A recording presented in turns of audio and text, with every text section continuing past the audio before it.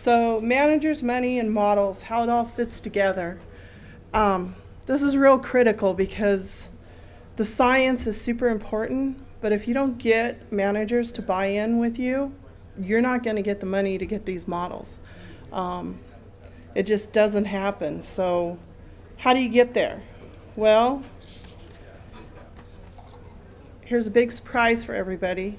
I don't know, do we have any managers in the room like BLM Forest Service? One. Managers love models. No, they don't. Models are usually complex. They usually require specific software like fire regime condition class models. We have a cost analysis model for cheatgrass that I think the Nature Conservancy brought to us at one time. They're expensive. And managers really don't love models because of that fact. They're expensive. You only got one or two people in the office that can use them, and when they transfer, nobody can use them. They usually become obsolete fairly fast. I got the nods up here. And some of you who aren't managers may have found this to be the case. The obsoleteness always is frustrating to me. So I like the state and transition models. They've been around for a while. So you have to be strategic. If you're a new range con, or you're in a fuels management program, or you're a scientist, and you're wanting these models, NRCS does not have the funding to get everybody their models in the time that we'd like to have them. It's just not going to happen. So you have to be strategic and find other funding sources to help you. And that's why this is here. Southern Nevada Public Land Management Act is a funding source that's available to 3 counties and Carson City area, I think Tahoe area in Nevada.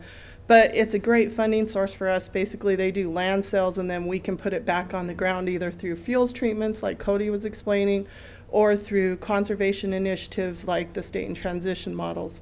But I know other states have other funding sources. I know there's like Ducks Unlimited, Trouts Unlimited, RMEF. So sell your models where you can to get that funding. So I'm just going to share with you guys my story. This is how I came to be. So a few years ago, I met Dr. Tamsen. She was down in Ely doing a presentation for the Eastern Nevada Landscape Coalition. I think she was still in Oregon, just transitioning to Nevada at that time. And I was working in range, and I was moving over into watershed analysis, and I was like, hey, how do we get these models you're presenting? This is wonderful. And she's like, oh, well, I'm just finishing in southern Oregon, and then we're working in northwestern Nevada. Oh, up around Reno, Carson. Yeah, Ely will be next on the list. That's going to happen. No, we're always the last ones to get money. We don't burn, so we're not like Winnemucca. We're out in the middle of nowhere. Not a lot happens. We have urban interface, but kind of not really compared to other areas. So we're not going to get these models anytime soon. You know, check with NRCS. No, we're still finishing your soil mapping units, but maybe soon. And they had just finished our soil mapping units, so that was a positive. So then I went to my manager and I'm like, hey, can we get these models? If I write the application, can I put in for SNPLMA money and get these models?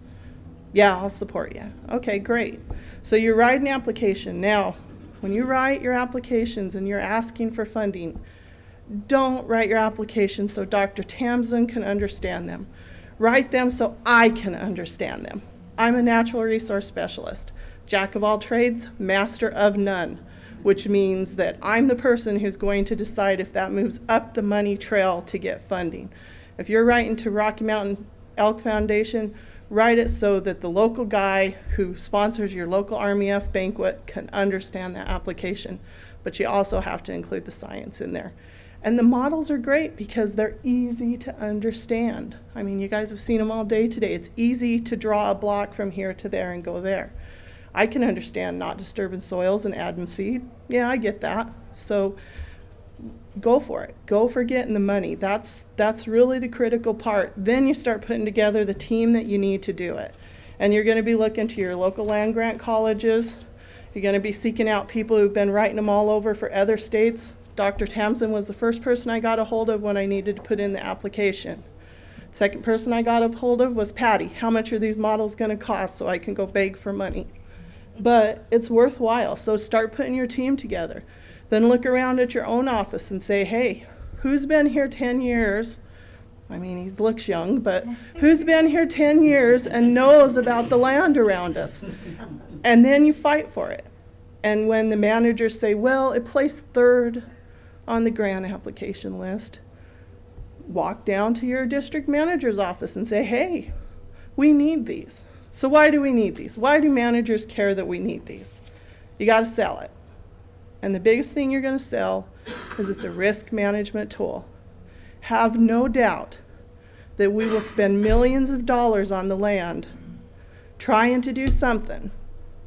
Well, most of us will. There are those managers who will sit on their hands and say, if I do nothing, will it be okay? No, it won't be, because fire will come into the landscape anyway and you still won't have nothing. So you have to do something. So it's a risk management tool. So sell it to your managers, sell it to your supervisors, sell it to anybody who will listen that needs to be involved in that decision and help get funding to do future things, because we don't want to spend all our money building models. We want to actually have applications on the ground for these models. I mean, the first reason I did this, and I'm so glad that Devin did her presentation, is I started out as a range con. In range, every time you have a fire, we kick everybody off for 2 years. I didn't want to manage rangelands by a calendar. What a waste of time. So that was when I heard the presentation from Tamsin, was about a year after I'd done range management and had to remove livestock for 2 years. And we weren't seeing great results, we weren't seeing terrible results. So, you know, that's what my presentation is about today, is how to get that funding.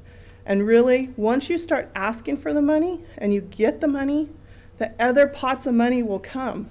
When we got the money for Ely, Nevada, for Eastern Nevada, which is the lowest priority in the state, and I don't kid myself that we aren't, then the state of Nevada BLM said, hey, we'll kick in some money. I think Eureka County said, hey, you won't do it in Eureka, but you'll do it in White Pine, so we're a rich county, we'll kick in some money. And NRCS, Patty said, well, we cover some of our own stuff, we'll kick in some money. So all you have to do is get that first step and make it happen, and you will have those other players, especially if you're communicating and talking to people. There's a couple other key things out there that you need to know about. You have to teach your peers how to use the models. And it's important to take the team that's building those models and ask them to do trainings on your district, in your field office, to use those models. We had a training this year, was received really well. Forest Service came, I think Park Service was there, NRCS was there, as well as BLM people. We will do one for the public as well. This is a public forum. And then the second thing is get the models out there for the public to see, because they're the ones who are going to call me and Cody on our decisions when we send out a NEPA document. They're the ones who are going to question you why you went ahead and did a burn when you knew you'd get cheatgrass. So you need to get these models out to the public so that they know why we're doing what we're doing. So it's really just a communication and education process, and maybe a lot of please, give me the money and trust me. It's a risk management tool. Thank you.